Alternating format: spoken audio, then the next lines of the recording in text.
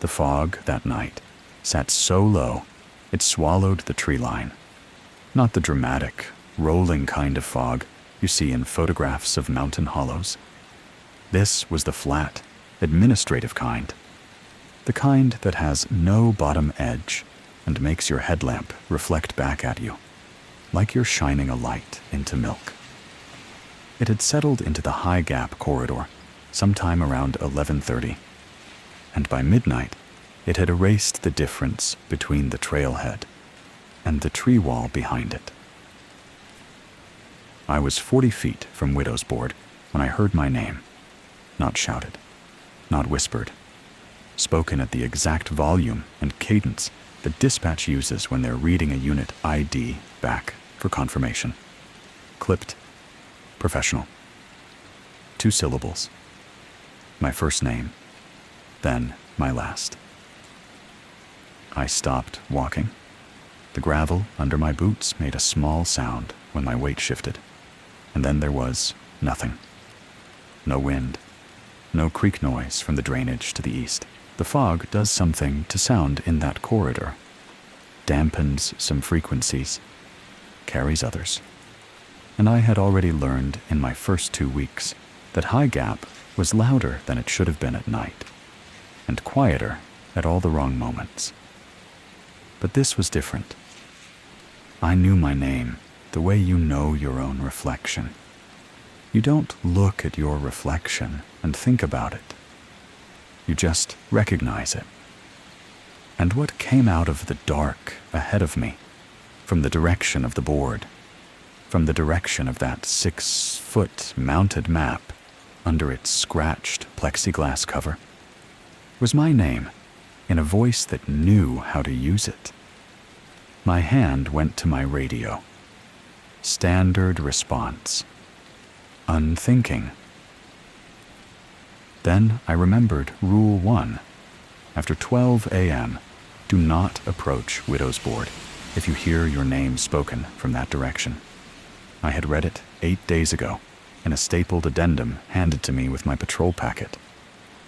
I had read it the way you read any procedural addendum that makes no physical sense, carefully enough to confirm it was actually there, and quickly enough to move past the discomfort of not understanding it. I had not asked about it, because asking about rules you don't understand before you've worked a district long enough to have standing for the question tends to mark you as either a liability or someone management regrets hiring. I had filed it. I had not expected to need it. The voice came again. Same tone, same 2 syllables. My name, with the particular soft stress on the second syllable that people use when they already have your attention and are simply confirming you're still there. I did not move forward. What I did, instead, because I am a person who organizes chaos into observable data, was look to my left. There were 3 of them at the tree line. Not hiding, just standing.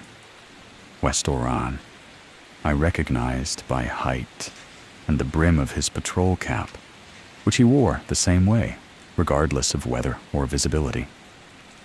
The second figure was Marcy Bell, identifiable by the way she held her thumbs through her vest loops when she was waiting on something. The third I didn't know yet. A seasonal, I thought later. Someone working their first high gap winter. None of them had flashlights on. They were standing at the edge of where the fog thinned against the spruce wall, watching me the way you watch a new hire on their first real day. Not to help, but to see what they'll do with the problem in front of them. My name again from the board. The 3 of them did not react. They were not listening for the voice. They were watching my feet. I backed up 3 steps. I kept my flashlight aimed at the gravel between me and the board. I did not look directly at the source. I do not know now whether the not looking was instinct, or whether something in the rule had been absorbed deeper than I realized. When I reached the patrol truck, I sat in the cab with the door closed and the engine off, and I listened. The voice stopped. Whatever was at that board stopped calling when I put 40 feet of gravel and one cab door between us. Or maybe it had finished. Maybe the call had been exactly as long as it needed to be, and I had made a decision one way or the other, without understanding yet which direction I had chosen. Doran walked over. He opened the passenger door without asking and sat down. He didn't look at me. He looked at the board, which was invisible now behind the fog. "You'll want to know why," he said. "Yeah, I know." He was quiet for a moment. That's the problem with wanting to know why at High Gap. The why doesn't help you. The rule does. He got out. He walked back to the tree line. The fog moved in behind him. I sat with the heater on running low, and my hands flat on my thighs, and I thought about the 8 days that had led me to that moment, and whether any part of them had prepared me for it. The honest answer was yes and no, in proportions I still haven't fully worked out. I had arrived at High Gap carrying exactly the kind of damage that makes a person desperate to trust a clear set of procedures. I had arrived believing rules were the cleanest available substitute for certainty. What I hadn't understood yet was that some rules are written because someone already ran out of certainty. And what came after was something the procedures could only partially describe. That's where this story actually starts. Not at the board, not with the fog. Earlier. You need to understand what I was before you can understand what High Gap made of me. I want to be fair about what happened in Harlan County, not generous. Fair, because the people who were generous about it were the ones who did me the most damage, and the people who were hard about it were the only ones who told me anything useful afterward. In March of the year before High Gap, I was coordinating a SAR response in a steep drainage system off a ridgeline most people outside eastern Kentucky couldn't find on a map. A 16-year-old male, day hiker, separated from his family group after a late afternoon weather change. The weather change was the operative fact. A convective cell had moved faster than the morning model projected. And by the time we had teams staged and communication lines mapped, the extraction window had gone narrow. I waited 40 minutes. I waited because the window was narrow, not closed, and because moving a poorly staged team through technical terrain and lightning without proper route confirmation produces casualties that compound the original loss. I made the call by the book. Every senior coordinator I have spoken to since has agreed the logic was sound. The boy died of hypothermia, approximately 90 meters from where we made first contact with his trail. The 40-minute delay was reviewed. I was cleared. The review language used phrases like defensible tactical decision and conditions consistent with standard risk assessment protocol. These phrases were reproduced in a local paper under a headline that made the 40 minutes sound like neglect. I was cleared. But cleared is not the same as clean. And I had been around emergency services long enough to know the difference. When the Pisgah district posting came through a federal reemployment clearinghouse 7 months later, I took it without negotiating the terms. Night patrol, remote corridor, minimal staffing. The posting description used words like independent, detail-oriented, and comfortable with extended solo operations. I read those as requirements. I fit every one of them. And the fact that they also described a posting nobody more comfortable in their career would have accepted was a detail I didn't examine very hard. High Gap was in the southern Appalachian highlands, not a summit post, not a scenic overlook. It sat at the intersection of two old CCC access roads and a decommissioned campground loop, and its entire administrative function was logistical throughput. Trail crews staged equipment there. Hikers signed the welfare register. Rangers moved through on patrol and dropped paperwork on the duty desk. The station itself was a converted ranger residence, cinder block lower half, green painted wood upper half, propane heat, a radio console in the front room, and a generator shed out back that hummed at a frequency you felt in your back teeth when you stood close to it. The first time I drove in, late October, the leaves were down and the ridgeline was visible in a way it wouldn't be again until spring. It looked like exactly what it was, a quiet administrative node in a large, indifferent wilderness. I needed quiet. I needed procedure. I needed a place where a decision made correctly according to every available protocol would produce the correct outcome without a newspaper deciding otherwise afterward.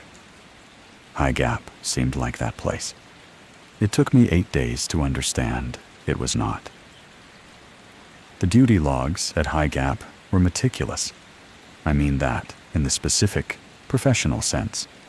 Not neat for a ranger station, not organized for a remote posting.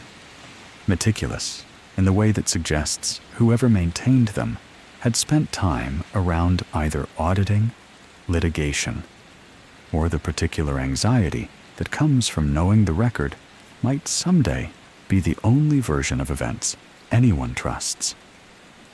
Every equipment draw logged, every gate check time-stamped, every license plate recorded from the trailhead lot with weather conditions and apparent group size, every radio check from every patrol unit annotated with signal quality and any reported trail issues, blowdown locations, fire ring violations, wildlife sightings with GPS notation. The previous steward, whose records ended in April, had maintained a system I would have been proud of in my county SAR days. I spent my first afternoon at the duty desk reviewing the last 18 months of records, because that is what a person with my background does when they arrive at a new posting. They read the record and let the record tell them what the job actually is, rather than what the orientation packet says it is. The records told me the job was what I expected it to be, until I reached the overnight entries. At first, it looked like fatigue. The midnight to 6 window in the duty log had a different quality than the rest. Not sloppy, never sloppy, but thin. A gate check logged as complete without recorded time. A patrol return noted without mileage.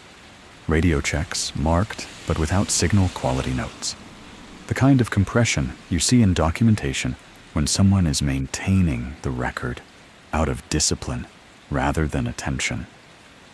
The way you fill out forms when you are operating on diminished sleep and muscle memory. But it wasn't consistent with fatigue patterns.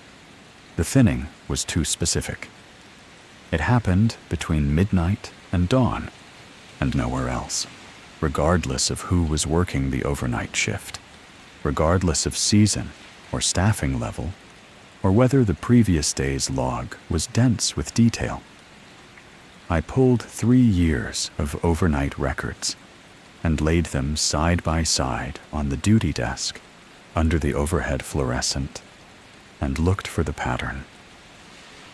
The pattern looked back at me. Every overnight entry from every ranger who had worked High Gap went thin at the same hour. The records did not stop.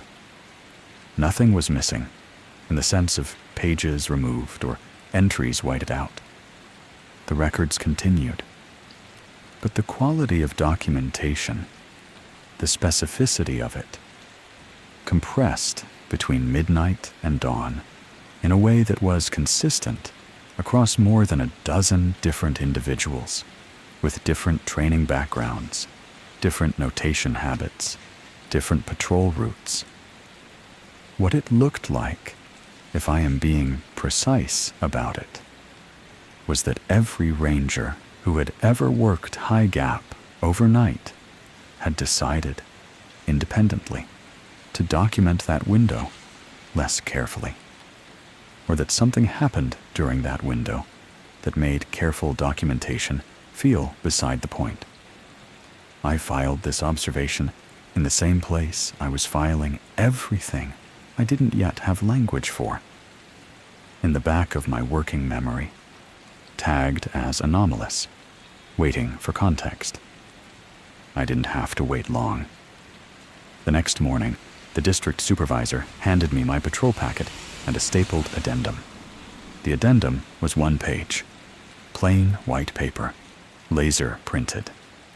The kind of formatting that suggests a document that has been revised enough times that whoever maintains it has given up on making it look official and settled for making it look final. The title at the top was Night Corridor Procedure High Gap Station, and below that, in smaller text, the words read, sign, and return. Keep no copies. I read it twice before I signed it, which I think is what I was supposed to do. The rules were numbered. There were 7. The first one stopped me. 1. After 12 a.m., do not approach Widow's Board if you hear your name spoken from that direction. I looked up from the page. The supervisor, a compact man named Garrett, who had driven up from the district office and clearly intended to drive back as soon as he'd handed me the packet, was checking something on his phone. He did not look up when I paused. I kept reading. 2. If the trailhead map is folded inward when you begin patrol, photograph it from 10 feet away and leave it untouched until sunrise. 3. Never acknowledge a flashlight signal from below the old campground switchback after 12:30 a.m., even if it uses standard distress intervals. 4. If a veteran ranger leaves the station between 12 a.m. and 1 a.m.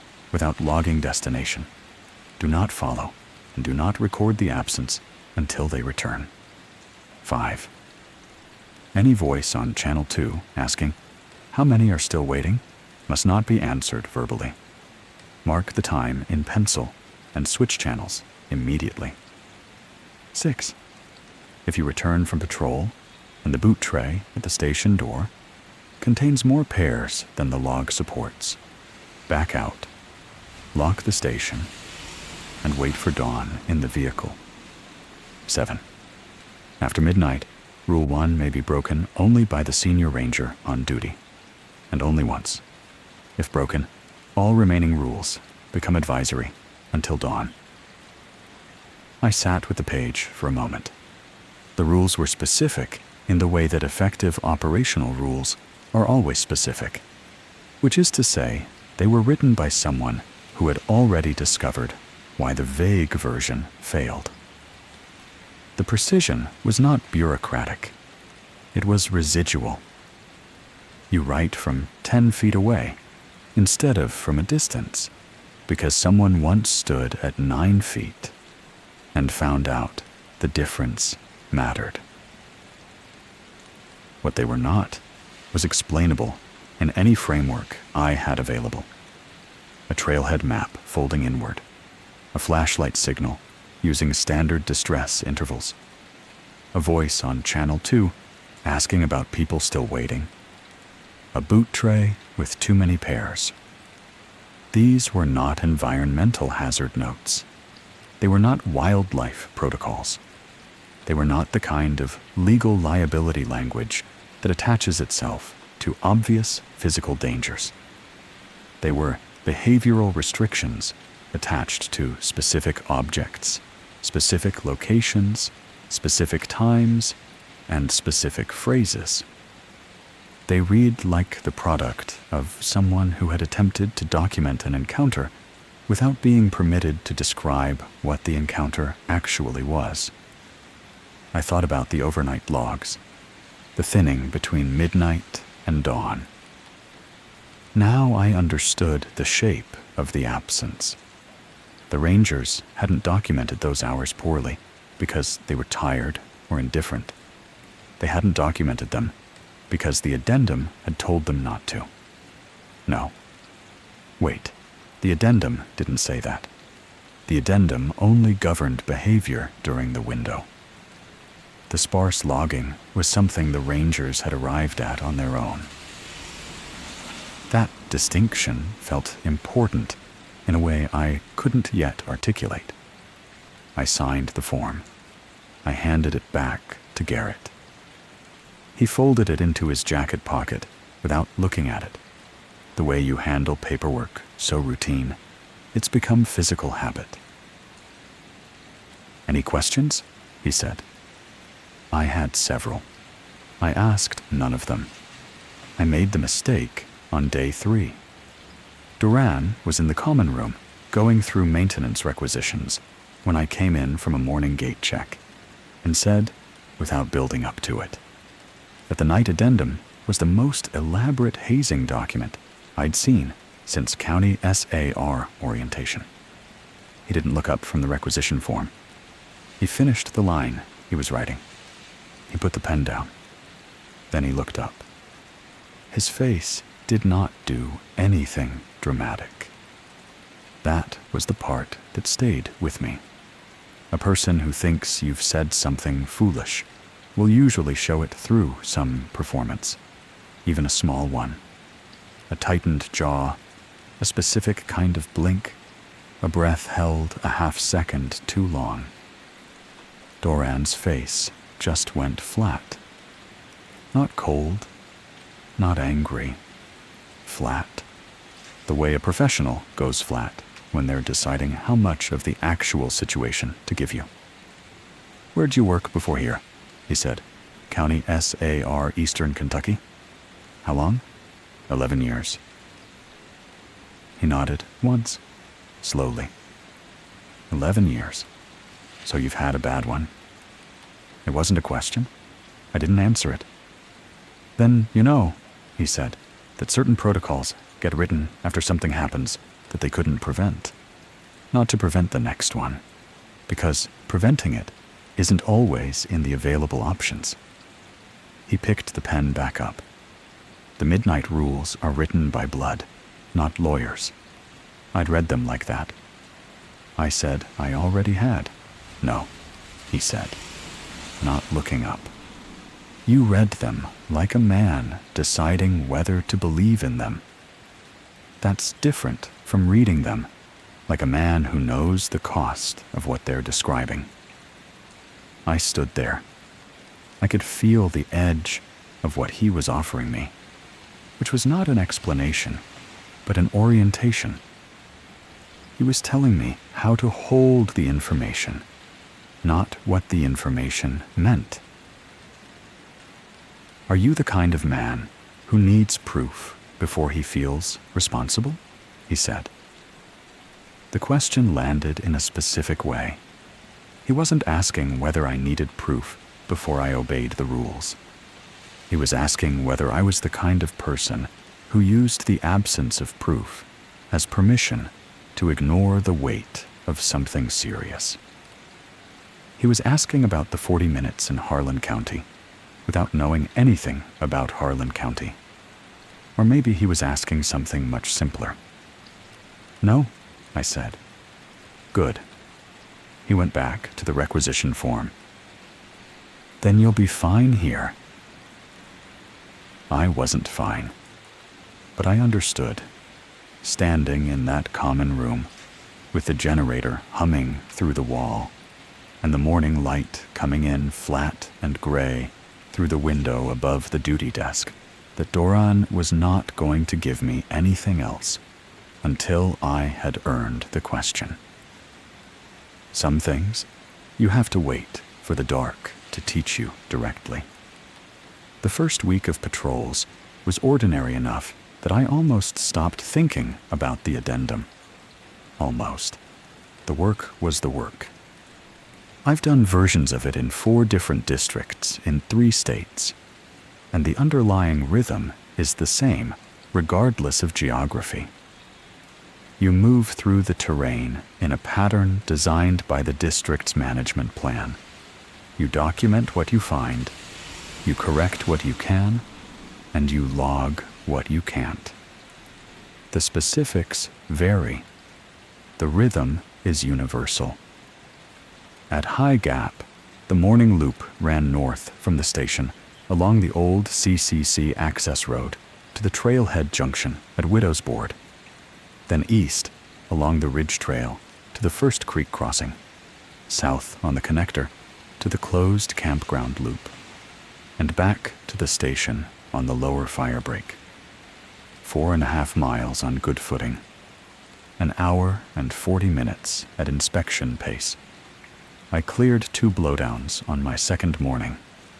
A yellow birch across the Ridge Trail connector, recently down, root ball still smelling of fresh torn earth, and the particular green wood sourness of a tree that hasn't had time to dry. I made the note, tagged the location with a pin on the district GPS unit, and moved on. On the third morning, I found an illegal fire ring in the closed campground loop. New ash, still faintly warm, aluminum foil balled up beside it. I photographed it, measured the diameter, noted the direction of prevailing wind relative to the nearest standing fuel, and logged it with the appropriate violation code. Standard. Everything standard. The hikers I encountered were what you expect from a shoulder season Appalachian trail corridor. An older man with good gear and a measured pace who asked about the Ridge Trail condition without making small talk. A younger couple moving too fast in shoes with insufficient ankle support. 2 women with full overnight packs who didn't need anything and thanked me anyway. Widow's Board in daylight was nothing. I want to be clear about that, because later it was necessary to remember it, to hold both versions in my mind simultaneously, and accept that the same object can be unremarkable in one light and genuinely threatening in another, without either version being dishonest. In daylight, the board was weathered plywood, framing under a scratched plexiglass cover, anchored to 2 4x4 posts at the trailhead junction. The district map inside was the standard laminated print, color-coded by trail difficulty, with the campground loop marked in the gray of a closed area. The mounting hardware was old, the kind of slotted screws that accumulate rust lines down the post face. A staple grid in the upper corner of the board held the remnants of 3 different flyers. There was a bench beside it, unpainted wood, worn smooth in the middle, where people sat to adjust their boots before hitting the trail. An ordinary piece of trail infrastructure. Every morning I passed it, I looked at it the way you look at an object someone has told you to be careful around, which is different from the way you look at an object you believe is actually dangerous. There was a gap between intellectual acceptance and genuine apprehension. I was living in that gap, and the daylight patrols were doing a reasonable job of keeping me there. The reasonable explanation for Rule 1 the one I kept returning to during morning loops, was acoustics. The high gap corridor had a strange sound profile. Sound traveled in directions that didn't match the topography. The drainage to the east created a background frequency that sometimes obscured and sometimes amplified voices from unexpected directions. It was entirely possible that a voice from somewhere on the ridge trail, or from the campground loop to the south, could arrive at a person standing near the station in a direction that suggested Widow's Board. Possible? Plausible. Unsatisfying. The rule said, your name spoken from that direction. Not a voice. Your name. Specific enough that whoever wrote it had narrowed the experience down to its most precise description, and found that the precision was necessary. I kept walking the morning loop. The board stayed ordinary. I was starting to believe the daylight would hold. I found it at dusk on day 6, not at midnight, not during a dramatic moment. At dusk, during the last evening check before I handed the loop to myself for the overnight shift. The light was the flat amber of late fall at elevation, the kind that makes distances unreliable and surface textures more visible than they should be. The map at Widow's Board was bowed inward from the center. Not the frame, not the plexiglass cover. The laminated map itself, inside the sealed mounting, was pulled toward the backing board, as if something behind it had created a low-pressure zone against the paper's interior face. I stood and looked at it for a moment. The rational inventory went quickly. No access panel on the back of the mounting. I'd noted this on day 2, habit. So no animal intrusion. The plexiglass cover was intact. No cracking or seal failure that would allow a pressure differential. No visible moisture damage to the laminate that would cause warping of this kind. The temperature had dropped through the afternoon, but not sharply enough to explain a thermal contraction of this magnitude in a sealed unit. I looked at the fold itself. It was not uniform. The deepest point of the bow was slightly left of center, and slightly below the midline, which placed it roughly over the area of the map that showed the old campground switchback and the lower drainage. I remembered Rule 2. If the trailhead map is folded inward when you begin patrol, photograph it from 10 feet away and leave it untouched. Until sunrise, I stepped back. I counted paces. At 10 feet, I raised my phone and took 3 photographs from slightly different angles. The low light made the detail marginal, but the deformation was visible.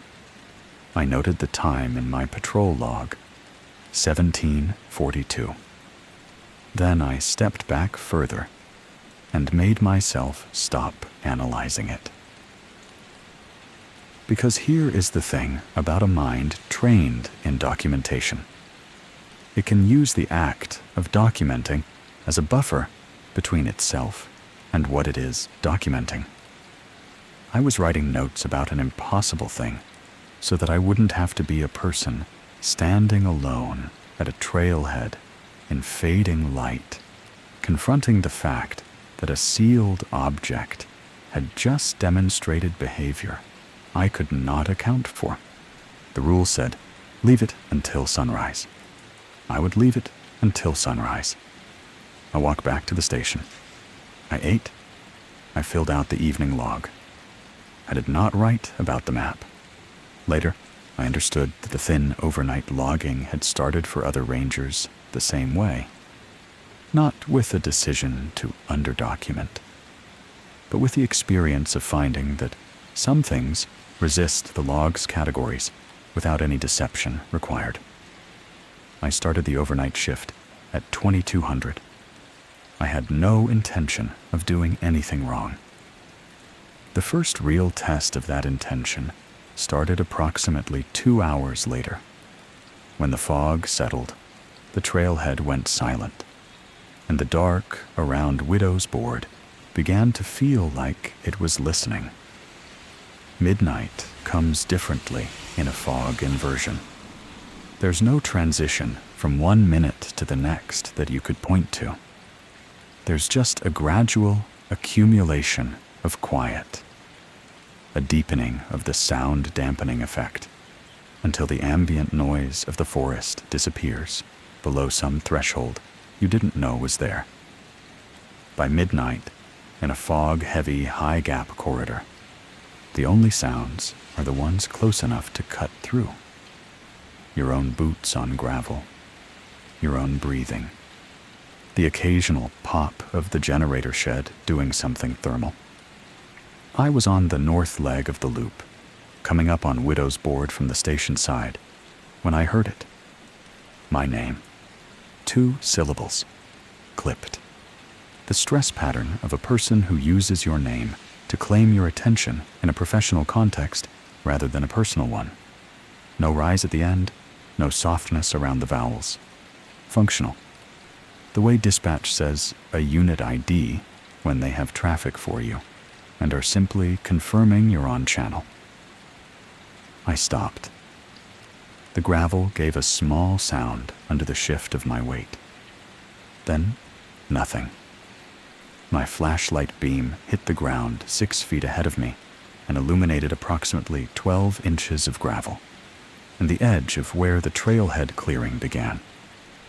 Widow's Board was 40 feet further, invisible behind the fog. The voice came again. Exact same volume, exact same stress pattern. My first name, my last name, in the precise clipped sequence that I had heard from SAR dispatch dozens of times when they were reading my unit ID back for confirmation. What pushed through my professional composure, and I want to be precise about this because it matters for what came next, was not the voice itself. It was the detail that followed. My unit designation, not the county SAR call sign I'd used for 11 years. The high gap field unit number I had been assigned 8 days ago, which existed in exactly 2 places: the patrol packet and the internal district radio directory, which was not a public document. Whatever was at that board had my current assignment. I had my right hand on the radio before I finished processing it. 40 years of emergency services muscle memory told my arm to key the radio and request backup at my location. I overrode it because the override was sitting right there in the rule, installed in my working memory the same way the muscle memory was installed in my arm. And for one suspended moment, they were exactly balanced. I did not key the radio. I also did not approach. I backed up instead. 1 step, 2, keeping the flashlight on the gravel between me and the board, not pointing it into the fog, because there was a part of me that had already decided it didn't want to see what the beam would find if I aimed it forward. My name again. Still professional, still calibrated.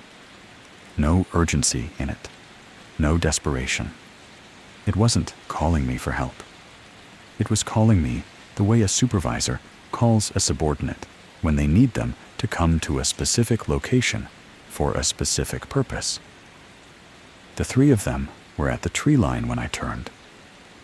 I've already told you that part. What I haven't said is that Doran's face, even at that distance and in that light, was unreadable in a way that confirmed he had heard the voice. He simply wasn't reacting to it, the way you don't react to a dog you've learned to contain. You watch the perimeter, not the animal. I backed all the way to the patrol truck. I sat in the cab. The voice did not follow. Whatever was at Widow's Board after midnight stayed at Widow's Board, which I recognized even in that state as significant, and also as the most functionally terrifying aspect of the entire encounter. Because a threat that holds a position is a threat that is operating deliberately. It is not random. It is chosen to stay contained, or it has been taught to, or it has simply decided, for reasons I did not have the framework to imagine, that the 40 feet between the trailhead and the edge of the gravel was the relevant distance. For now, the operative phrase I kept returning to, sitting in that cab with my hands flat on my thighs and the heater on low, was for now. Duran got out of the truck eventually. I stayed. I stayed because the photograph requirement in Rule 2 was still unresolved, and I had not yet cleared the obligation, and because giving myself a procedural task was the available substitute for calm. I pulled out my phone and opened the photographs from dusk. The flat amber light of the evening shots had made the detail marginal. I zoomed in on the deepest point of the inward fold, the area over the campground switchback, and found what I had not noticed at 1742, with the light failing, and my attention on the documented anomaly rather than on the map content itself. There were lines in the laminate that had not been there during my morning patrol. Not scratches on the plexiglass, not moisture tracking inside the seal. The lines were within the printed map surface, hairline thin, the exact color of the topographic contour lines, except that they ran in directions that no official district trail system would run. One curved south from the primary ridge trail in a long, gradual arc that terminated at the lower drainage. One ran directly from the old campground loop in a straight line that intersected the first route at a point that would correspond, on the actual terrain, to somewhere between the switchback and the closed campground. The standard map had no trails in either of those locations. I checked it against the district topo I had on the phone, which matched the posted map exactly as printed. No routes in those corridors. The terrain there was steep, unmanaged, without marked access. The center of the inward fold was directly over the point where these two unofficial lines intersected. I sat with that for a while. Then I checked the time. 12:28. And below the old campground switchback, 2 minutes into 12:31, a flashlight began to pulse. The pattern was standard distress. 3 short, 3 long, 3 short. Clean, deliberate, correctly timed. The kind of signal that takes cognitive function to produce consistently. Not something you generate in a full panic. Not something you generate without knowing what you were doing. A signal from someone who had the presence of mind and the training to ask for help in the language that rescuers speak. It came from exactly the location where the two unofficial routes intersected on the folded map. Rule 3 said, never acknowledge a flashlight signal from below the old campground switchback after 12:30 a.m., even if it uses standard distress intervals. The signal pulsed again. 3 short, 3 long, 3 short. In 11 years of search and rescue, that pattern meant one thing. Someone is alive, and they are asking you to come. I pressed my hand flat against the phone screen to kill the light. I sat in complete dark. The fog pressed against the truck windows from outside, gray-white, and opaque. The signal pulsed a third time.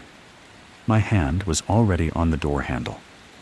Not because I had decided to go, because 11 years of response conditioning had put it there without consulting the decision-making part of my brain. And the decision-making part of my brain was currently occupied with understanding how a laminated map had predicted the exact location of a distress signal that had not yet existed when I photographed it at dusk. I made myself count to 10. By the time I reached 10, I understood that the map had not predicted the signal. The map had shown me where to expect it, which meant the map was functioning as something other than a representation of trails. The signal pulsed a fourth time. What I did, and I am not fully proud of the duration it took me to do it, was nothing. I stayed in the truck. I watched the fog where I calculated the switchback to be. The signal pulsed 7 more times over the next 6 minutes, perfectly spaced, never varying in the interval. Then it stopped. The fog absorbed the absence the same way it had absorbed everything else that night. And the darkness below the switchback became identical to the darkness everywhere else. And I was left alone in the cab with the knowledge that whatever had been down there had either given up or finished. I did not open the door, but the 11 years in my hands were shaking for a reason, and I needed to understand the reason before the next night came. I want to explain what a standard distress interval actually means to someone trained to respond to it. Because without that understanding, what happened next is just a person following rules.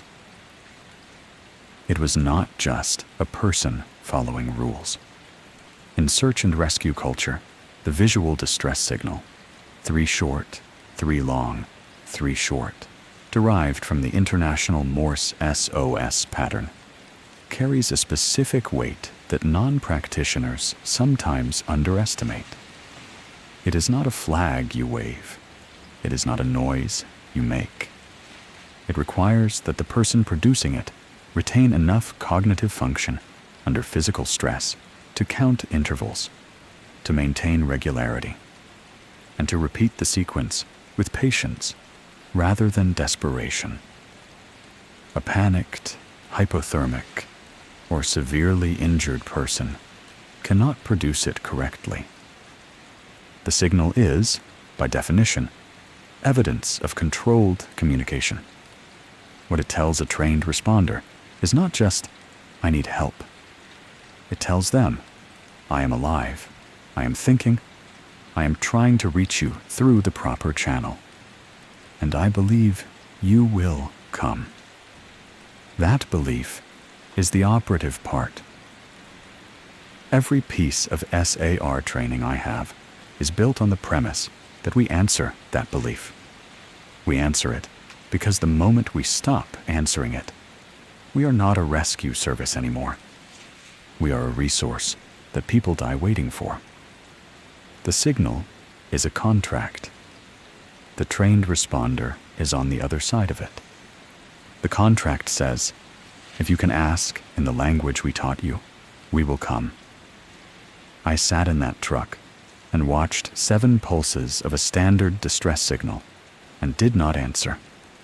And underneath all the procedural rationale, Rule 3, the folded map, the impossibility of the routes, the voice at the board, the whole accumulated weight of a situation that had been demonstrating its own rules for 20 minutes. Underneath all of that was the specific knowledge that a 16-year-old boy in eastern Kentucky had also been on the other side of a contract once, asking in his own way. And the person responsible for the answer had made a defensible, tactical decision about delay. I know what I was doing in that truck. I was not following a rule. I was performing my compliance with it, because the alternative was to become a different version of the worst thing I had ever done. That is not the same thing. And the difference is the kind that will eat you alive at 3 in the morning if you let it. I didn't let it. Not entirely. I pressed it into the procedural compartment I had built for exactly this kind of cost, and I kept it there, and I breathed. But before I got it fully contained, I allowed myself one moment of clean honesty. The signal below the switchback had not only exploited my training, it had exploited the specific wound my training had left when it failed. Whatever was down there in that fog knew the difference between a rescue-conditioned response and the particular guilt that makes a rescuer override it. It had found exactly the right frequency, something that knows you, that specifically is not working by chance. The fog thinned once, briefly, around 1:15 in the morning. Not enough to see the ridgeline, not enough to see anything beyond the closest tree row. But there was a 40-second interval when a gap opened in the inversion layer above the lower trail cut, and I was out of the truck by then, standing at the edge of the trailhead gravel, because staying in the cab had become its own form of avoidance. And I saw her. She was sitting at the lower edge of the trail cut, maybe 20 feet below where the switchback would take you if you left the formal trail system and came down the drainage directly. Seated with her back against a large spruce, one knee up, the posture of someone who has been in a fixed position for too long and can no longer change it without effort. The flashlight was in her right hand. She was raising it and lowering it in the same interval I had been watching, but with her arm now, not her wrist, which told me she had been signaling long enough that the wrist had fatigued and she'd adapted. Her left arm wasn't right. I couldn't see the specific injury from that distance and in that light, but the angle was wrong in the way that an arm is wrong when something structural has failed. Not a sling level wrong, below the sling level wrong. She had not looked up. I calculated the distance and terrain between my position and hers the way I'd calculated dozens of approaches before. The switchback was the formal route down, but it added time I could rationalize away. The direct descent along the drainage was steep and wet, and would require my full attention, but was achievable in 10 minutes at a controlled pace. I called out, not my unit designation, just my voice from where I was standing, at a volume that would carry to her without carrying to the board. "I see you? Can you hear me?" She raised the flashlight. One pulse, not SOS, just one, the standard single pulse confirmation that means, "Yes, I hear you. I'm here."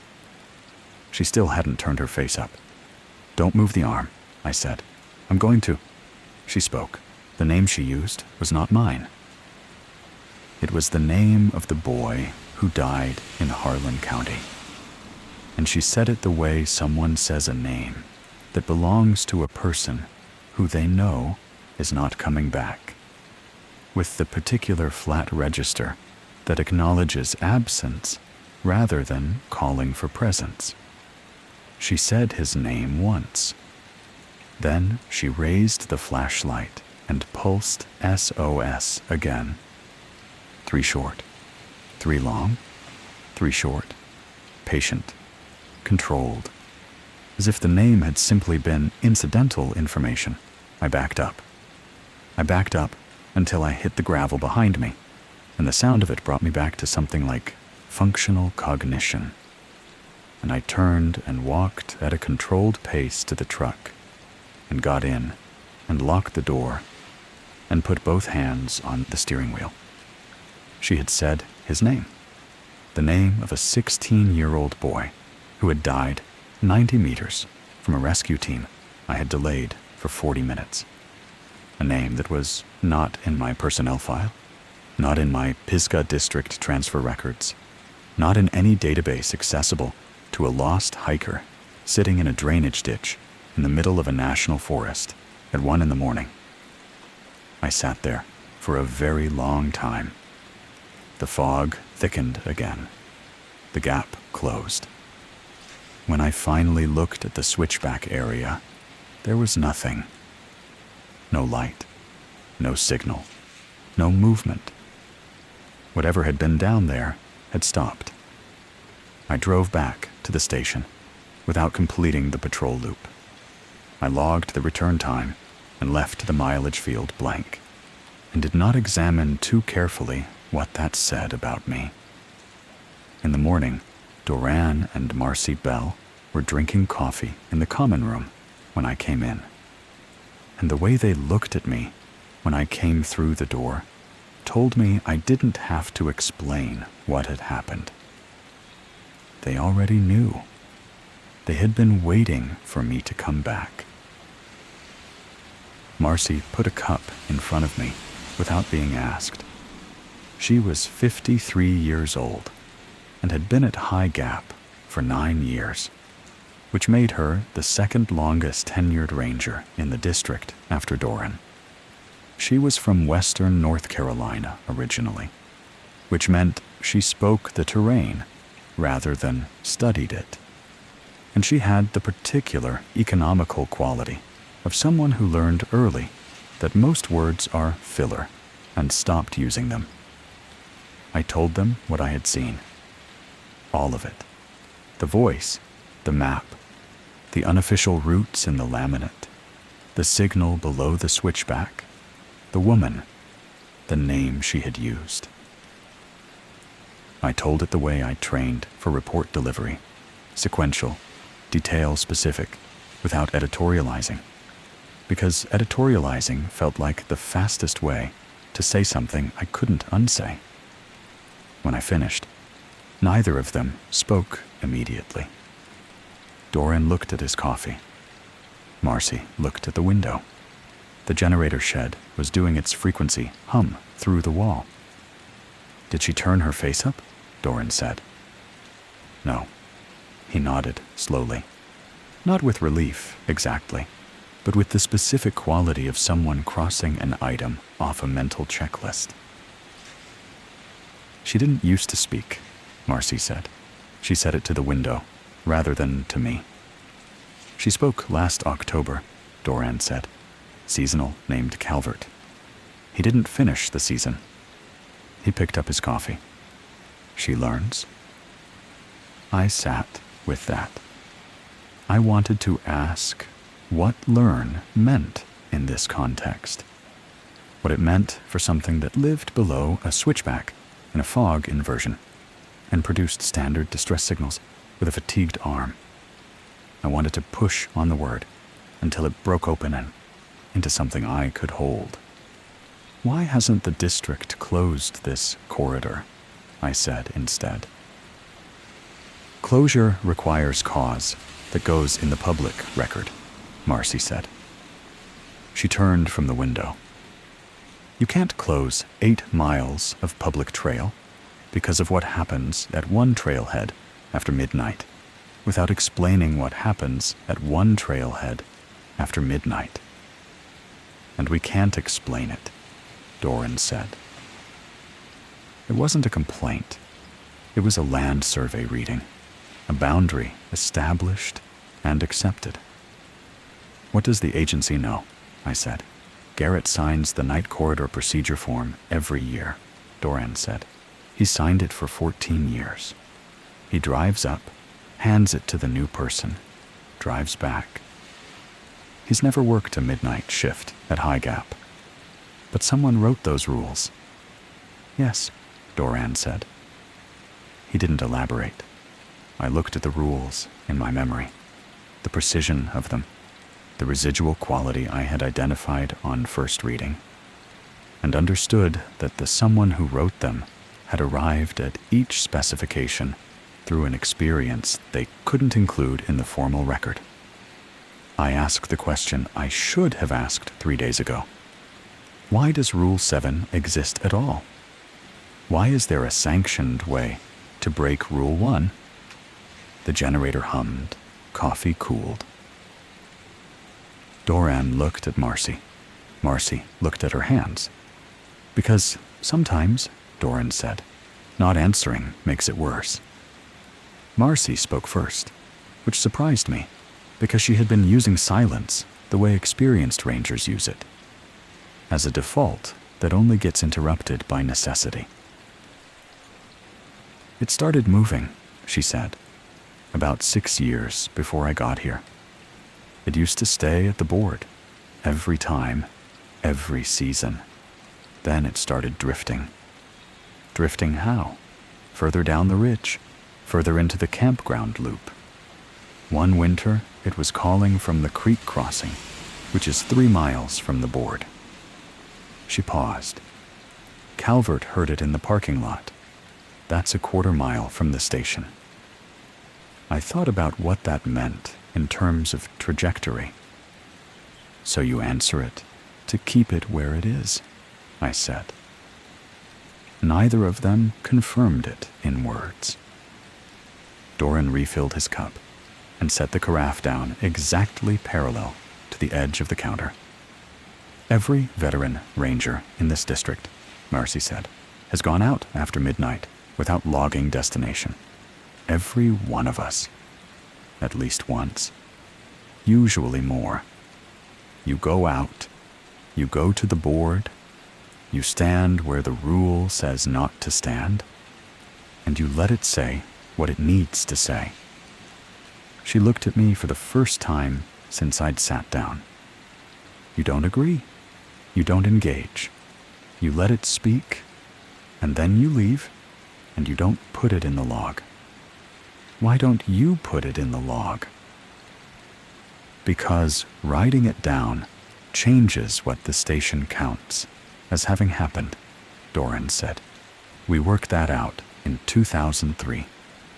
You write that you went to the board, and it spoke, and you answered. You enter that in the official record. And by morning, the station's count is off by 1. He did not explain what off by 1 meant in practical terms. He didn't need to, because I had already read 3 years of overnight duty logs, and I had already noticed the nights when certain entries implied a presence that the head count didn't support. Who else knows? I said. Every ranger who's worked 5 or more seasons here. Nobody who's worked fewer. He paused. And nobody who's only worked day shifts, which is everyone above us in the chain. So Garrett is not the person who needs to know, Marcy said. I sat with the architecture of what they were telling me. A district-wide practice spanning at minimum a decade of selectively violating one official rule in order to maintain containment of something the official rules could only partially manage, conducted without record, without authorization, without the knowledge of supervision, justified by results, because the alternative, total non-engagement, allowed the phenomenon to expand beyond the original boundary. They were not rogue. They were not negligent. They were doing exactly what experienced emergency services personnel do when the official system runs out of jurisdiction. They maintained the situation with what they had, quietly, at personal cost, without asking anyone above them for permission they knew they wouldn't get. I recognized it because I had seen it in County SAR. not with anything like this. But the structure was the same. You work with the tools you have, and you keep the worst outcomes at the edge of the available. You should have told me on day one, I said. If we told you on day one, Doran said, you would have requested a transfer before you'd seen enough to understand why you shouldn't. That was true. I didn't say so. And now? I said. Now, Marcy said, you've seen the woman. She said it with a finality that implied the seeing was itself a stage in something. Not an accident, not an introduction, a step in a sequence that had begun when my transfer paperwork arrived at the district office and someone, possibly Doran, possibly something operating through the overnight logs, had recognized my name and my background and decided I was the appropriate candidate for whatever came next. I didn't ask whether the decision had been made by Doran or by the board. I wasn't ready for the answer. I found the 1998 binder on day 11. I found it because I am the kind of person who inventories storage when he runs out of more immediate tasks. And the back utility closet at High Gap Station had not been opened for long enough that the door required a shoulder against it. Inside, spare flagging tape, 3-gallon containers of mixed bar and chain oil, a box of signal flares past their certification date, and on the top shelf behind a folded rainfly, a 3-ring binder with a handwritten label, Spring S, AR/April 1998/internal review only. Internal review only. On a shelf in a utility closet, in a station most of whose current staff had not been assigned here in 1998. I brought it to the duty desk. The first thing I noticed was the missing sections. The ring binder held witness statements, incident chronology, radio logs, and team deployment records. But the tab dividers were not sequential. There were gaps, not torn pages, not empty sleeves, but missing dividers with the residue of removed sections visible in the way that multi-pocket folders show ghost edges of removed materials if you look at the right angle in the right light. Someone had removed sections from this binder while leaving the structure intact, which is the particular kind of editing that is worse than a missing record because it confirms the record existed. The spring of 1998 had produced a catastrophic weather event, an unseasonable ice and rain event that had hit the High Gap corridor during a period when 3 separate hiker groups were active in the district. The storm had moved faster than forecasted. Evacuation window had narrowed before full contact with all groups was established. The incident chronology described what followed. Search teams deployed in deteriorating conditions, radio blackouts in the steep terrain, contact established with 2 of the 3 groups, partial extraction completed before the window closed entirely. The 3rd group was 6 hikers. Day hike permit, southbound, filed to return before the weather event arrived. The record showed partial recovery. 4 of the 6 had been located and extracted by the end of the secondary search operation. 2 had been located. The language in the chronology was specific, located. But the extraction had been complicated by the same technical terrain that had delayed everything else, and the operational closure had been made before confirmed physical extraction. Located, but not extracted. Closed operationally. A note in pencil on the inner front cover, not official, not signed, said only, "Still waiting. April 12th, 1998. the witness statements that remained, 5 of an original 8, based on the gap in the divider sequence, mentioned voices at the trailhead in the days following the recovery operation. Not during the search, not from missing hikers, but after the recovered group had been debriefed and released, and the search teams had demobilized. Voices from Widow's Board, voices calling names that were on the recovered list, and in one statement, names that were not on any official list associated with the incident. One statement, written by a ranger whose name I did not recognize, was a single paragraph.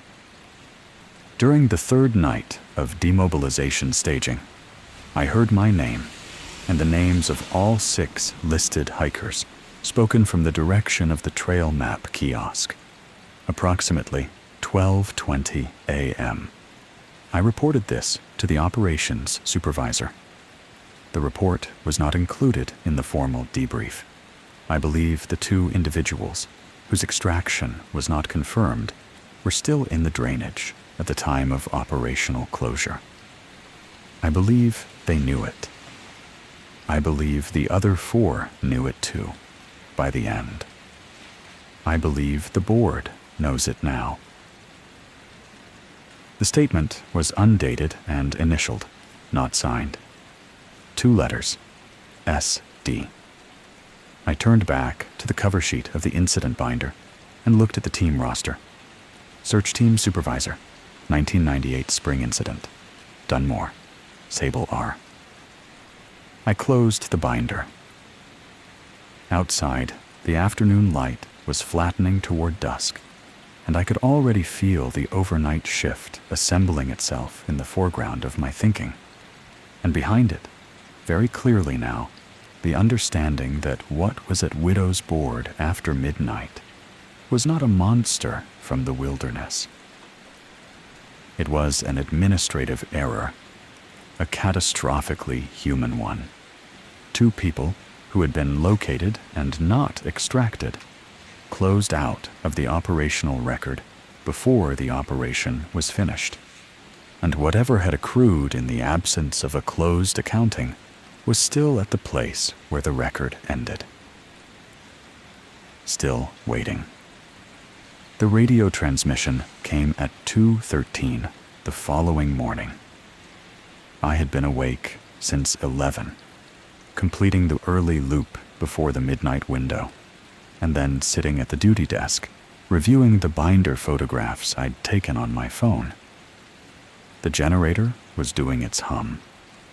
The fog had come in early, sitting heavy against the station windows before midnight for the 3rd consecutive night. The console radio was set to the primary patrol channel, as it always was during overnight shifts. At 2:13, a voice came through on Channel 2. I know it was Channel 2 because I had not tuned to Channel 2. The radio is a dual-channel display unit, primary and secondary side by side, and the secondary indicator light showed activity when the audio began. The primary channel was silent. The secondary channel carried a voice. The transmission quality was wrong in a way that is difficult to describe technically. Not static in the conventional sense, more like the voice was traveling through more distance than the terrain geography required. Like it was arriving from further away than the repeater network explained. The voice said, "How many are still waiting?" 5 words. Measured pace. No ambient background noise. Rule 5 said, any voice on Channel 2 asking, "How many are still waiting?" must not be answered verbally. Mark the time in pencil and switch channels immediately. I marked the time in pencil on the notepad beside the console. 2:13, Channel 2. Transmission duration, approximately 4 seconds. Then I reached over and switched the secondary channel from 2 to 3. The console went quiet. I sat there. The phrase was verbatim from the penciled note on the inside cover of the 1998 binder. Still waiting. The same phrase, reconfigured into a question, transmitted on a secondary channel at 2 a.m. to a ranger sitting alone at a desk in a station that was supposed to be administratively unremarkable. Doran had said, when I'd told him about the radio question afterward, answering changes what the station counts as present. I asked him to explain that. There's a physical tally, he said. It's not formal, but the station has always maintained one. From before my time, anyone who answers that question verbally, on the radio, at the board, anywhere inside the station, gets added to the count. Added to what count?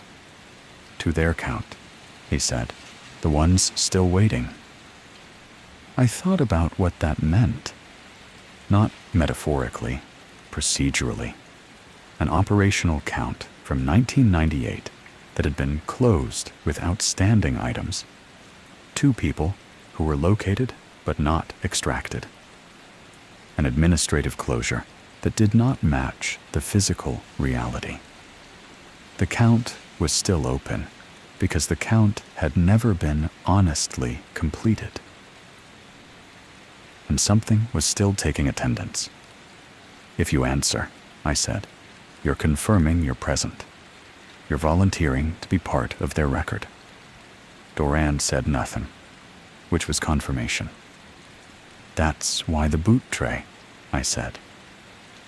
If the count includes you, the station's physical record reflects it.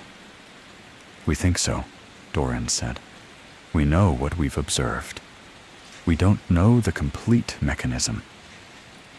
It was the most honest thing he had ever said to me, and it was somehow the most frightening. A 30-year ranger telling me that what he knew was the behavior pattern and not the underlying logic, because the underlying logic was operating on terms that had not been designed for human administrative comprehension. I went back to my notepad. 213. Channel 2. No verbal response. I drew a line under it. I thought about Sable Dunmore's initials on the bottom of a witness statement, about 4 people who had been extracted before the window closed, about 2 people who had been located, about the specific difference between located and recovered, which was a difference I understood better than most people, for reasons that had nothing to do with high gap. I spent day 12 looking for the pattern in the numbers. It is the thing my training defaults to when the operational picture won't resolve. Document everything. Then look at the documentation until the structure appears. The structure is always there. It may not be the structure you expected, but there is always a shape to what has happened if you are willing to follow it past where the official record ends. I pulled bunk assignment logs, vehicle sign-in sheets, emergency contact forms, and the head count entries from every overnight shift record available at the station, going back to 2003, which was the earliest year for which complete records existed on site. I laid them against each other in the pattern that an overlap analysis would use if you were auditing personnel deployment. The anomaly took 2 hours to find and 30 seconds to recognize. On certain nights, not every night, not on a predictable schedule, but on specific nights that I could now place against the 1998 incident chronology, the overnight records at high gap implied one more person had been present than the assignment log supported. Not dramatically, not in a way that would flag in a standard review, The surplus presence appeared in small ways. A vehicle log with 4 entries when 3 rangers were assigned. An equipment draw signed out for 4 headlamps when the on-duty roster showed 3 personnel. A coffee consumption note in the duty journal. Rangers sometimes logged this, informally, for requisition tracking, that listed 4 cups made at a consumption rate inconsistent with 3 people. On those nights, by dawn, the count resolved back to 3. Whatever had been present in the record was no longer present in the record. The discrepancy appeared and self-corrected by sunrise. Every ranger who had worked high gap long enough had developed a quiet system for avoiding formal notice of these nights. Vague entry times, non-specific consumption notes, vehicle logs, rounded rather than precise. The documentation had not been falsified. It had been kept deliberately soft, the way you handle a number you can't explain, not by lying about it, but by never being specific enough that the lie becomes necessary. I counted 47 nights across 20 years of records. 47 nights when High Gap Station had held 1 additional presence between midnight and dawn. I did not think about whether any of those 47 nights had coincided with nights when a veteran ranger had gone out to the board without logging destination. I did not think about that directly, but I made a separate note of the dates, and I intended to compare them. The number itself was not the most disturbing part. The most disturbing part was that the pattern in the dates was not random. The nights clustered around spring. They clustered around weather events. They clustered around the anniversary week of the April 1998 incident in a way that was not statistically explainable by coincidence. Whatever the count was, it was not indifferent. It had a calendar. It was organized around something that had a beginning and was still treating that beginning as an open file. I was, I understood, the first person at High Gap who had ever extracted this pattern from the records, rather than simply absorbing it as unexplained variance. Every other ranger had noticed the nights individually and handled them individually. No one had mapped the full data set. The thing about maps is that they show you where you are. I had a very clear picture of where I was. I came back from the Eastern Connector Loop at 1:40 in the morning on day 13 and found 5 pairs of boots in the entry tray. 5. I stood on the station porch with my hand on the door handle, and I counted them. The count is the first reflex. 5 pairs of boots in various states of mud and wear, arranged in the informal overlapping pattern that people use when they're removing footwear in a shared space. Not staged, not placed deliberately. The random arrangement of boots removed by people who were comfortable enough in the space to not think about how they were leaving them. The station log that morning showed 3 personnel on site: me, Doran, and Marcy. Marcy was on a rest cycle in the back bunk room.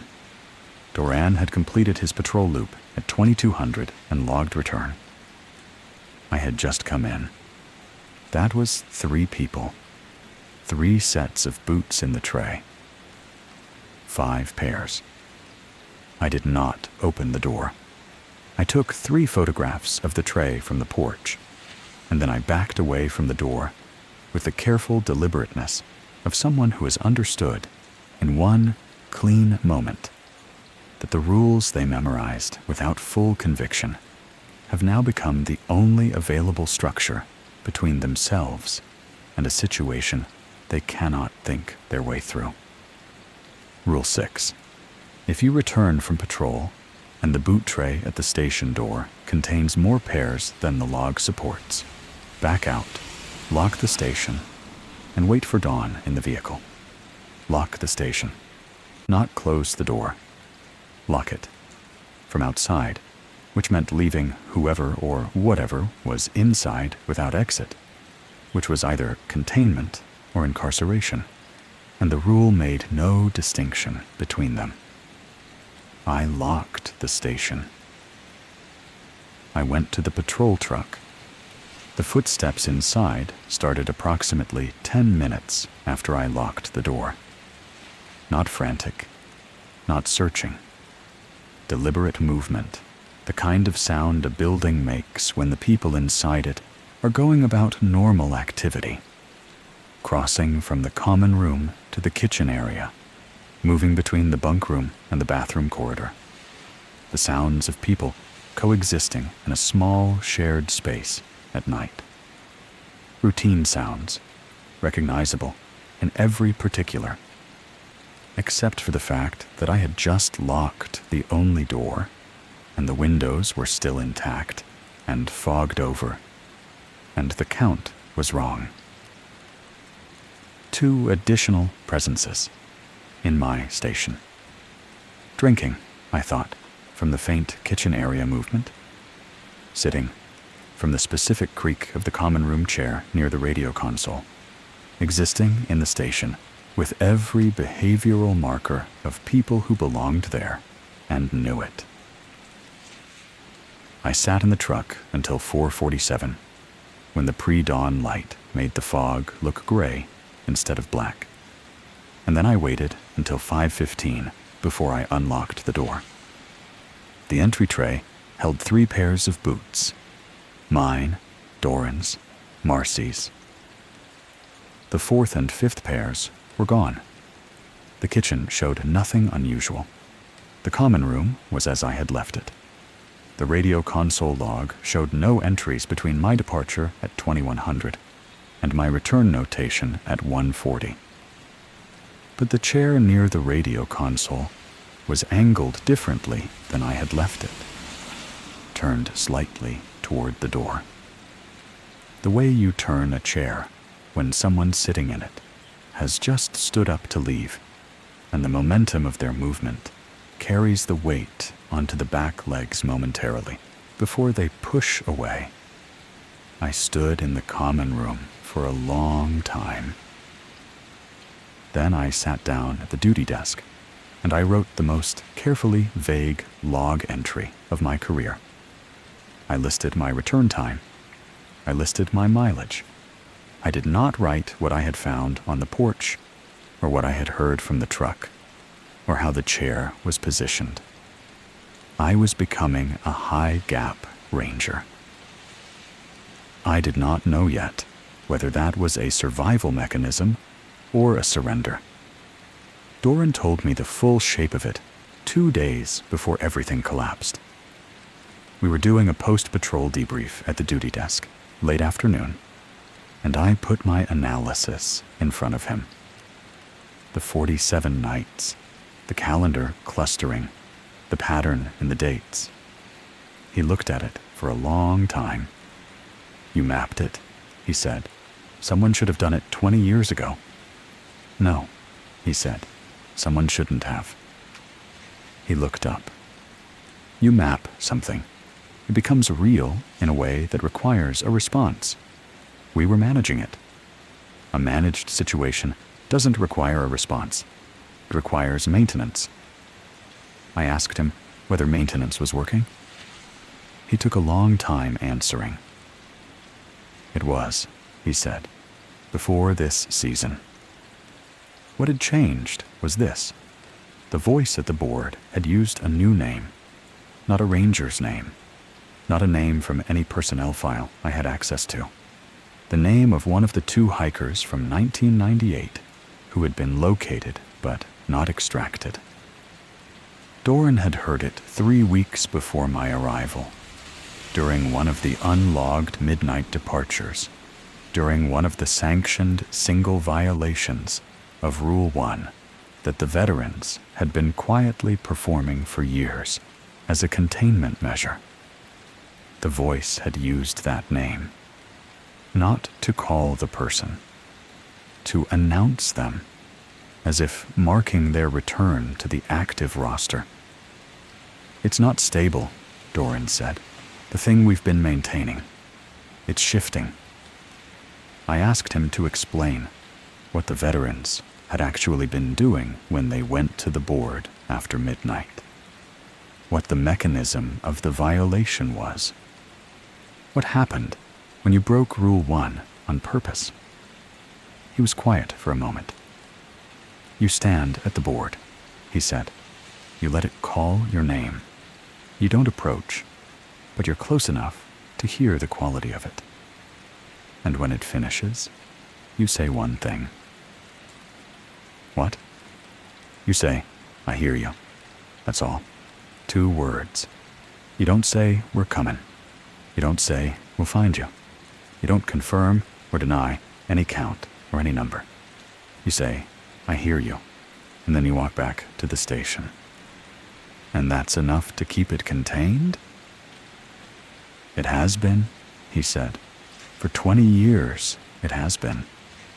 Because acknowledging them keeps them from looking further. Because they're not trying to take anyone," he said. And this was the moment when the shape of the entire thing reorganized itself in my understanding. They're trying to be heard. They're trying to be on the record. 2 people who were located and close out of an operational file are not trying to kill anyone. They're trying to get someone with a log to put them back in the count. The horror of it was so specifically bureaucratic that it required a moment to fully arrive. A search and rescue operation closed administratively before the physical work was complete. 2 people folded into the located category because the operation needed a closure. And what remained was not a vendetta and not a predator. It was an unresolved record, insisting, in every way available to it, on being completed.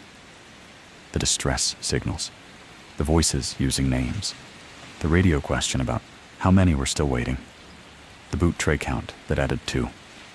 All of it was the same communication in different forms. "We are here. We are counted wrong. Put us in the record correctly." I asked why the woman below the switchback had said the dead boy's name. Doran looked at his hands. "Because you're the kind of person they need," he said. "They need someone who understands the cost of a closed record and what it means to the unclosed." He meant me. He meant Harlan County. He meant that the thing in the mountain had read my personnel file the way I had read the 1998 binder, and it had understood what I was made of. I asked what tonight was different about, because the look on his face suggested that something had changed since we'd sat down. He didn't answer. He looked at the window. Outside, the fog had come in before dark. The fog inversion that night was the worst I had seen. It arrived before 2100, which was unusual. The inversions typically developed after midnight and peaked around 2 in the morning before thinning toward dawn. This one sat at full density before 9, pressing against the station windows so completely that the exterior floodlight was useless. The light simply reflected back. The map at Widow's board had been folded inward when Marcy ran the evening check at 1700. She had photographed it and left it untouched, as per Rule 2. By 2100, based on her report, the fold had deepened, visible from 15 feet, which she had never seen before in 9 years at the station. At 2300, Channel 2 opened with, "How many are still waiting?" I marked the time in pencil, switched to 3. 14 seconds later, Channel 2 opened again with the same phrase. I switched to 4. 2 minutes after that, it opened on 4. It had never followed across channels before. At 2340, Doran stood up from the common room table. He did not say he was going out. He put on his jacket and checked his radio and moved toward the door in the way he moved when he had already made the decision and was not in a phase where commentary was useful. Rule 7. After midnight, Rule 1 may be broken only by the senior ranger on duty, and only once. It was not yet midnight. "Wes," I said. "I know." He did not stop. "I'm not waiting for midnight tonight." He went out. The door closed. Marcy sat down across from me at the duty desk. She put her hands flat on the surface and looked at them. "What does earlier mean?" I said. "It means it's not following the schedule anymore," she said. Something changed. The board had called a name it hadn't used before, and it had reconfigured the timing of the phenomenon. And now Doran was out in a fog inversion that had arrived 3 hours early to perform the one authorized violation of the primary rule. I watched the clock. At 23:52, the Channel 4 indicator lit up. A voice came through. Not the question, not the 5 words, just a voice, speaking in a steady cadence, as if giving a report. The voice was Marcy's. I turned and looked at Marcy Bell, who was sitting 18 inches from me with her hands flat on the desk. And she was not speaking. Her jaw was not moving. She was looking at the radio console with an expression I had not seen on her face before, which was unambiguous fear.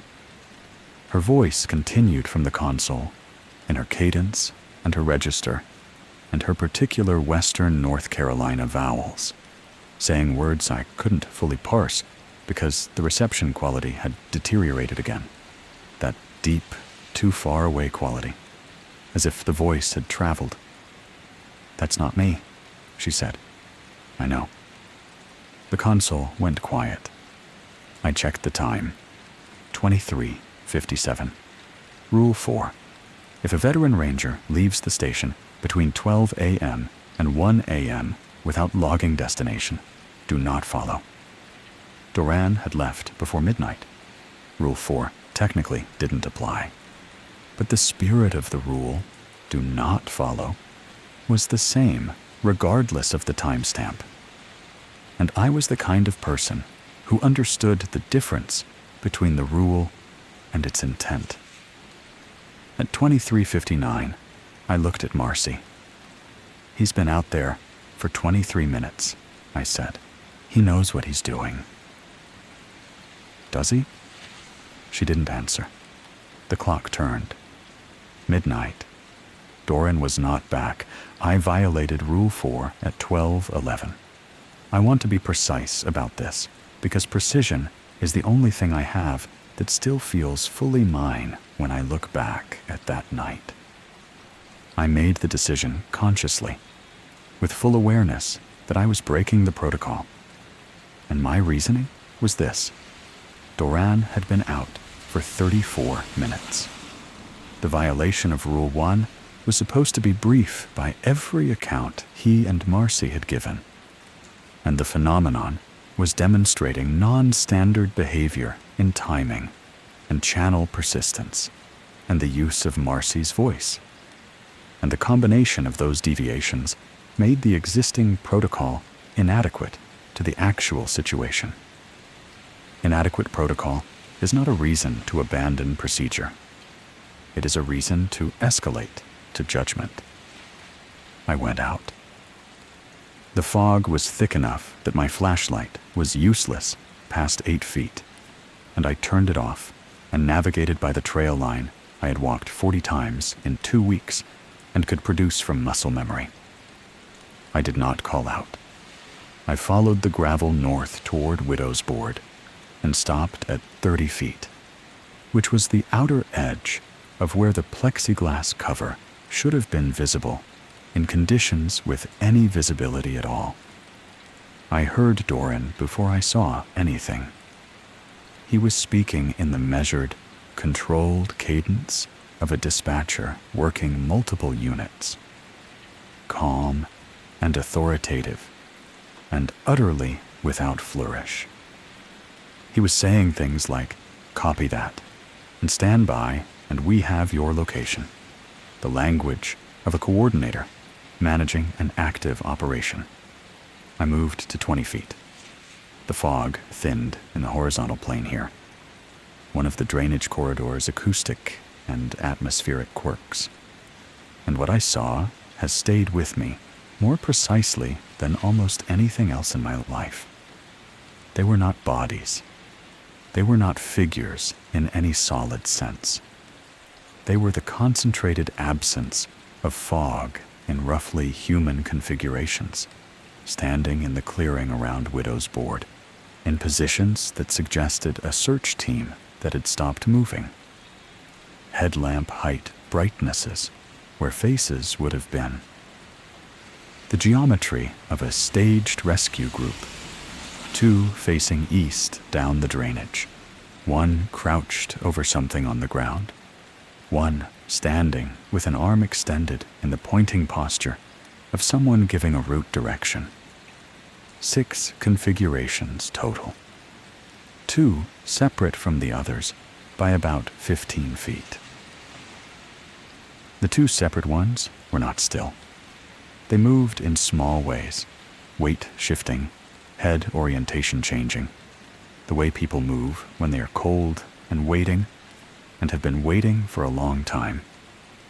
Doran was standing at the board, not facing it, but turned toward the group, speaking in his calm operational cadence. I understood then.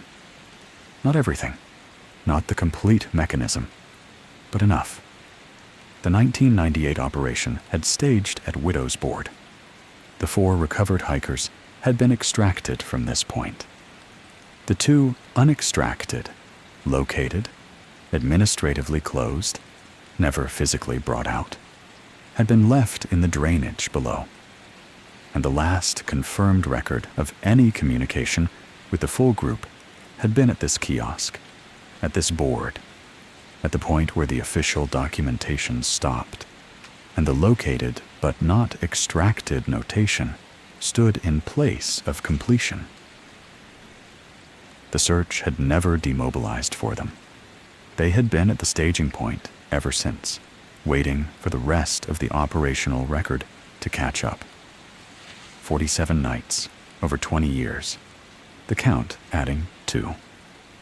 The question on Channel 2, the distress signal at the switchback, the voice using names from the active roster, not malice, not predation, bureaucratic insistence. They needed someone to finish the operation in the record. Not physically. It was too late for that. 26 years too late for that. But administratively. They needed someone with an open log and a clear conscience to say, "I see you. I have your location. You are in the record. The search is not closed." Doran knew this. He had been giving them that for years. "I hear you." 2 words. A temporary acknowledgement that deferred the full accounting without completing it. But tonight, they had added a name. Someone not from the 1998 roster. And the timeline had shifted. And Doran's voice was becoming something I didn't fully want to measure. The voice was Doran's, but the language changed. I was at 20 feet, close enough to hear clearly. and for the first 2 minutes of what I was witnessing, he sounded like himself. Controlled, professional.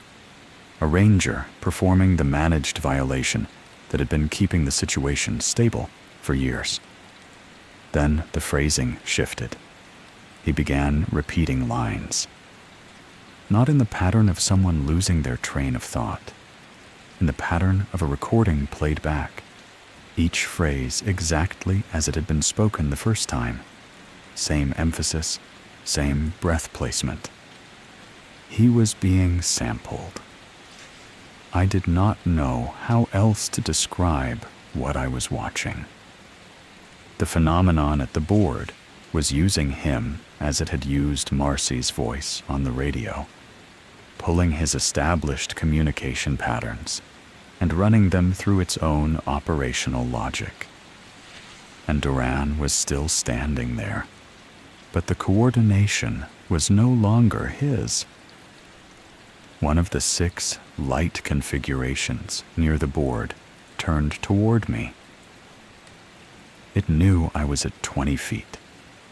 I had been quiet, and I had my light off, but it turned the way a person turns when they sense another presence, when they are trained to be aware of their perimeter. And it oriented toward me with the directional certainty of someone who knows exactly where you are. Then it spoke. It used my voice with my stress patterns, reading aloud the key findings section of the Harlan County SAR review report, the delayed extraction window, the defensible tactical decision language, the conditions consistent with standard risk assessment protocol. Every phrase exactly as written, in my inflection, at a volume calibrated to reach me at 20 feet in dense fog. I stood there and listened to my own voice recite the official exculpation for my worst professional decision back at me. Then it stopped. The configuration that had been using my voice had gone still. Doran came back to himself, or approximately to himself. He turned and saw me, and his expression moved through several things quickly before settling on exhaustion. "You followed," he said. The protocol wasn't containing the situation. He looked at the configurations around the board. "They know what you carry," he said. "They read the record the same way you read theirs. The review report, and the boy's name." He rubbed a hand across his face. "They're not going to accept 'I hear you' anymore. Not from me, not from Marcy. They need someone specific." I looked at the 6 configurations. The 4 who had been extracted were still at the board. The 2 who hadn't were still set apart. The ones that moved with the subtle restlessness of people who have been waiting for the process to continue. They need someone who already knows what it means to close a record before the work is finished, Doran said. Someone who understands the cost from the inside. He looked at me. "They were calling your name on day 1. I thought it was just the new assignment pattern. I thought about the voice at the board on my first midnight patrol. My name, my unit designation, details from my transfer file. They hadn't been introducing themselves. They had been interviewing me for a position." Doran's hand was shaking. He put it in his pocket. "I don't have enough left to finish it tonight," he said. "The managed version is finished. Whatever happens now needs the full accounting." I looked at the 2 configurations, standing apart from the others. 47 nights, 26 years, a penciled note inside a binder cover in a utility closet. Still waiting. I understood what the full accounting required. Not extraction, that was past. Not a search, that was past. A record, an honest record, entered by someone with standing, acknowledging that the operation had not been closed correctly, and that the people left in the documentation gap had a right to be counted accurately. I understood it the way I understood the 40-minute delay in Harlan County. Some closures cannot be made correctly after the fact, but they can be acknowledged. And acknowledgement, for something that exists in the space between located and recovered, might be the only form of completion available. I was a person who understood the weight of an open file. I had been carrying one for 2 years. I was the appropriate witness. I also understood that being the appropriate witness for this was not a neutral act. You do not enter a record like this without the record entering you. I walked forward. Not to the board. I stopped at 15 feet, which was inside the boundary the rule established, and still outside the range where I had seen the previous night's positioning compress the distance further. 15 feet was a judgment call. Everything from this point forward was a judgment call. Doran said my name once, from behind me. I kept moving until I reached 15 feet, and then I stopped. The two configurations that had been set apart from the others were directly in front of me. The fog moved slightly between us, the kind of movement you see in fog when something that displaces air is adjusting its position. I did not perform anything. I did not deliver a speech. I spoke in the voice I used for documentation, which is flat and careful and specific, because the purpose of documentation language is that it should be impossible to misinterpret. I know some of you were never closed, I said. I know the record ended before the operation did. I know what that means. I paused. The two configurations were still. I'm not going to tell you we're coming. That's not the honest record. I kept my voice even. What I can tell you is that you were in the drainage, that the extraction didn't happen, that the closure was administrative and not operational, that the gap between those two things is real, and it should have been documented correctly. I stopped for a moment. You were located. The record should have said more than that. The fog between us moved again. One of the configurations, I cannot be more specific than that without saying things I cannot fully substantiate, did something that I interpreted as orientation, the way a person turns when they have heard what they needed to hear and are deciding what to do with it. The other did not move. I stood there for another 2 minutes, and then I said, I'm going to mark this in the log. I turned and walked back to the station. Behind me, I heard nothing. When I reached the entry porch, I looked at the boot tray. 3 pairs. Inside, Marcy was at the duty desk with her hands in her lap. Doran was not there. I looked at Marcy. He didn't come back, she said, after you went out. I did a full perimeter check. I drove the patrol loop. I called on every channel.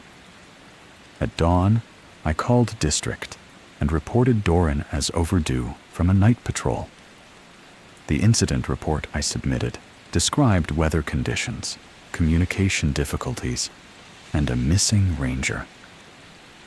It did not describe what I had seen at Widow's Board.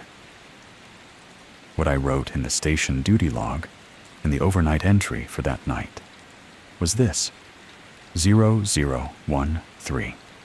Patrol extended. Board position checked. 2 subjects located. Unclosed extraction from 1998 spring incident. acknowledged in station record. Status: open. It was the first specific overnight entry in 20 years. By morning, Doran's personnel file at the district office showed him as processed for retirement. Effective date backdated 3 months. The paperwork was already there. Garrett confirmed this on the phone, without any apparent awareness that anything was unusual. Marcy transferred to the Balsam Mountain District 6 days later. She hugged me once before she left and said nothing. I was the senior ranger at High Gap. That was 8 months ago. I'm telling you this from the duty desk at High Gap Station. It's a Wednesday evening in late November, and the fog is coming in at the standard post-sunset time, which means tonight will probably be a quiet one. The inversions that build before dark are almost always the manageable kind. Almost always. The official record at this station is different now than it was when I arrived. The overnight log entries are specific. Every gate check has a time. Every radio contact has a signal quality note. I have documented the night of the full accounting, the Channel 2 transmissions, the boot tray incidents, and the 47 nights of surplus presence. And I have filed all of it in a report that went to the district office and has not, to my knowledge, generated any response. Garrett signed for the report. The report entered the filing system. The filing system is very large. Some nights, Channel 2 asks the question. I mark the time and switch channels. The question has not followed across channels since the night I went to the board. Some nights, the map folds inward. I photograph it from 10 feet and leave it until sunrise. In the morning, the fold is gone. Some nights, nothing happens at all. Those are the nights I trust least. The thing that changed is this. When the voice at Widow's Board speaks after midnight now, it doesn't always call a ranger's name. Sometimes it calls in my voice, my cadence, my professional register, the particular way I clip the second syllable of a name when I'm reading a unit ID for confirmation. It uses me the way it used Doran before me. As an established communication pattern, it has learned well enough to produce independently. I don't know what that means for the boundary between myself and what I witnessed on that final night. I don't know whether the acknowledgement I gave changed the count or only added me to it. I don't know whether I am managing the situation or whether the situation has simply found a more efficient manager. What I know is that Widow's Board is where it was. The two configurations I spoke to on the night of the full accounting are no longer among the shapes I see when the fog permits visibility. Whether they received an honest closure or simply found a different form of persistence, I cannot document. The boot tray by the station door holds 3 pairs on the nights when the count is right. I check it every time I come in from patrol. I check it with the automatic attention of someone for whom the number has become as fundamental as a pulse check. 3 pairs. Every time, 3 pairs. Except on certain April nights, when the spring storm anniversary falls on a clear, cold week. The tray sometimes holds 5. On those nights, I do not enter the station. I go to the truck, and I wait for dawn. And in the morning, I write a careful, vague log entry, and I do not count the cups in the kitchen, or look too closely at the angle of the chair by the radio console. There is one page of the night corridor procedure addendum that I have never shown anyone. It was there when I arrived, folded separately, tucked into the back cover of the binder where the form is kept. Not typed, handwritten, in the same rightward slant and uncapitalized style I recognized from the 1998 binder, with the same 2 initialed letters at the bottom. It describes what happens after the full accounting is given by a witness who carries an open file of their own. I have read it twice. I have not told Garrett it exists. Some nights, sitting at this desk with the fog against the windows and the generator doing its frequency hum, and the radio console showing a quiet primary channel, and a secondary channel I have learned to watch without looking directly at. I think about that page and about the specific meaning of the last line on it. The count doesn't close. It passes. I keep checking the boot tray. 3 pairs. For now.